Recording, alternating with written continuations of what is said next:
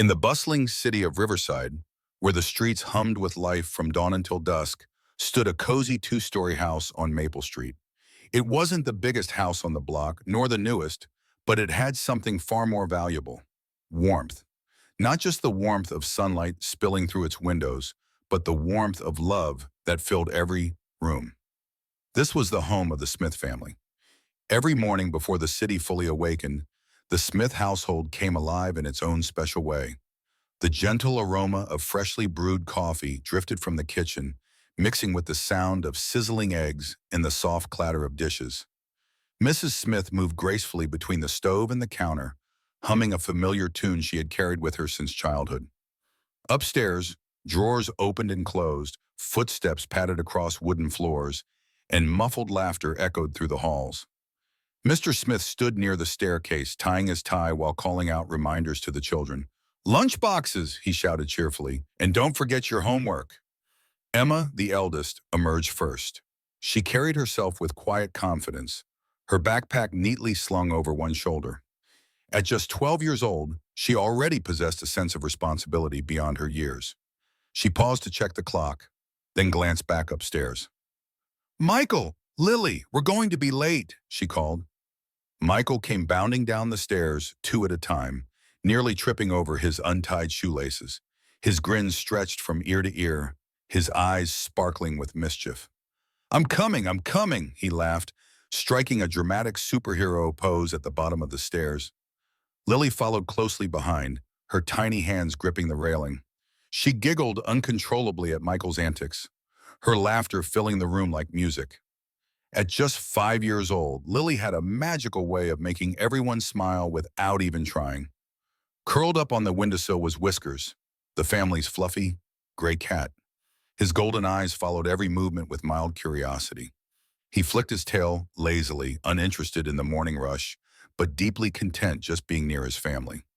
Breakfast was always a lively affair.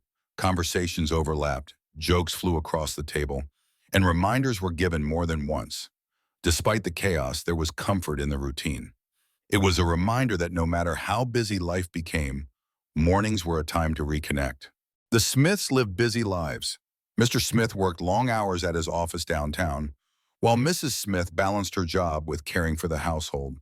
The children had school, homework, and activities that filled their days. Yet no matter how packed their schedules were, the Smith family believed in one important rule: family time was sacred. Weekends were treated like treasures. Sometimes they packed baskets with sandwiches and juice and headed to the park, spreading blankets beneath tall oak trees. Other weekends were spent wandering through the local museum, where curiosity bloomed and questions filled the air. And on quiet evenings, they gathered in the living room for movie nights, bowls of homemade popcorn resting on their laps and as laughter echoed into the night. These moments, simple as they were, became the threads that wove their family closer together. One bright Saturday morning, sunlight poured into the kitchen, painting the walls gold. Over breakfast, Mr. Smith cleared his throat. "How would everyone feel about a hiking trip today?" he asked. Emma's eyes lit up. "Really? Where?" "Pine Ridge Trail," Mrs. Smith replied with a smile.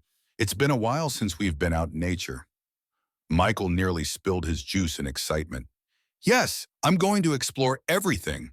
Lily clapped her hands. "Trees, birds." The decision was made instantly. They packed sandwiches, fruit, water bottles, and snacks.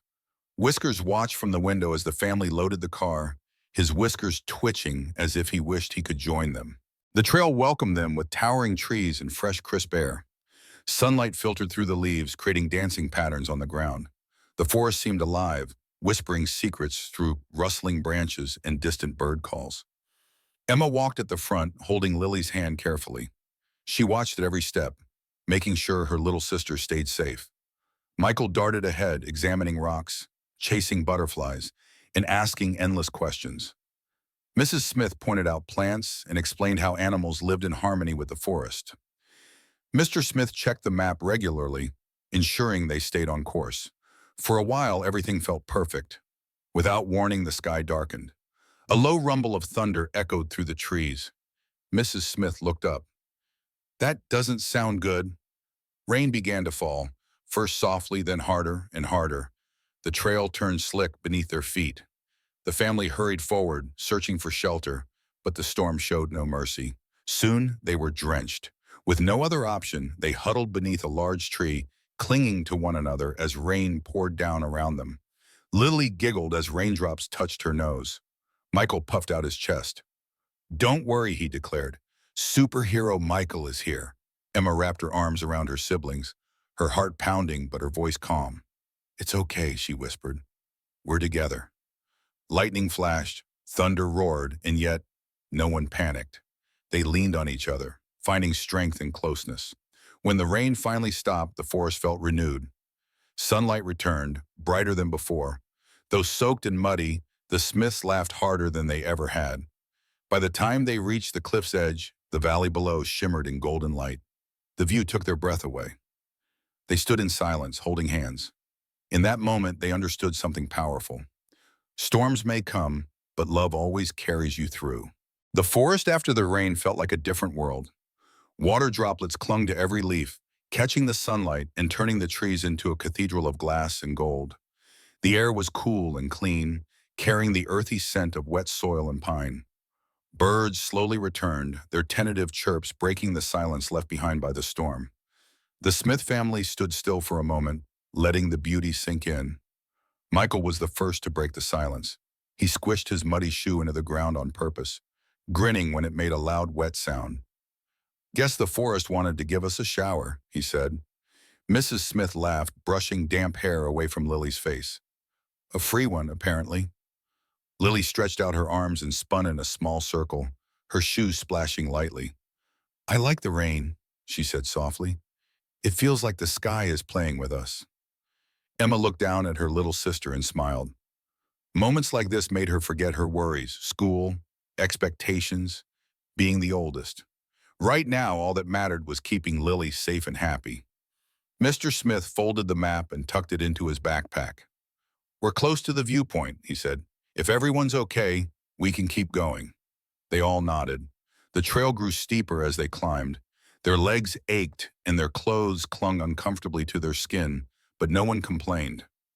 Michael offered to carry Lily's water bottle, proudly swinging it like a medal of honor. Emma slowed her pace, matching Lily's small steps. "You doing okay?" she asked gently. Lily nodded, though her legs trembled slightly. "I want to see the top." Mrs. Smith noticed and knelt beside Lily. "You can ride with me for a bit." As Lily climbed onto her mother's back, Emma felt a quiet relief. She hadn't realized how much pressure she always carried, being the responsible one, the protector. Watching her parents step in reminded her she didn't have to carry everything alone. Michael trailed behind Mr. Smith, peppering him with questions.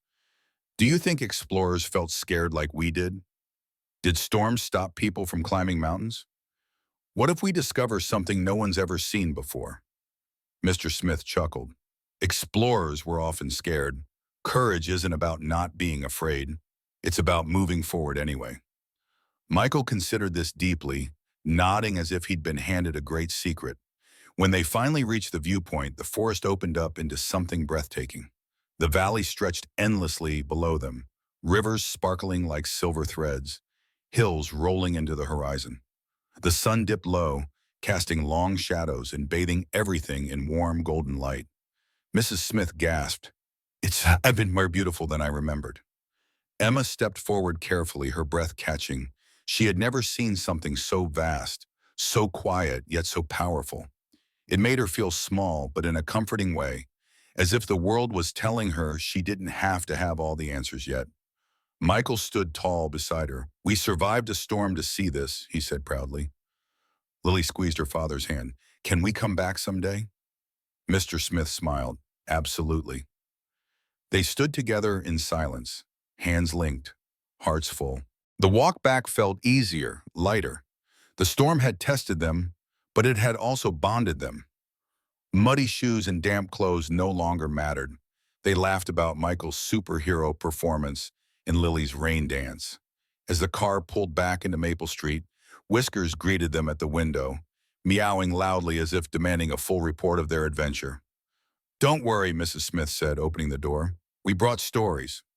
That evening, after warm showers and clean clothes, The family gathered in the living room. A pot of soup simmered on the stove, filling the house with comfort. Emma curled up on the couch, Lily asleep against her shoulder. Michael lay on the floor, reenacting the storm with dramatic sound effects. Mr. and Mrs. Smith watched it all quietly, exchanging knowing smiles. Later that night, Emma sat by her bedroom window, staring at the stars. The storm replayed in her mind. Not the fear, but the togetherness. She realized something important. Strength didn't mean handling everything alone. It meant trusting the people who loved you. Down the hall, Michael scribbled in his notebook, drawing mountains and superheroes side by side. For the first time, he wasn't trying to be funny for attention. He was simply proud. Lily slept peacefully, dreaming of rain and sunlight and endless trees. Mr. and Mrs. Smith sat at the kitchen table, hands entwined. "We're doing okay," Mrs. Smith said softly. Mr. Smith nodded. "We really are." What the storm left behind, the storm didn't just soak their clothes, it left a mark on their hearts. It taught them patience, courage, and the power of unity. It reminded them that life's challenges don't weaken a family, they reveal its strength. And long after the mud was cleaned and the memories settled, the Smith family would remember that day. Not for the rain, but for the way they stood together beneath it.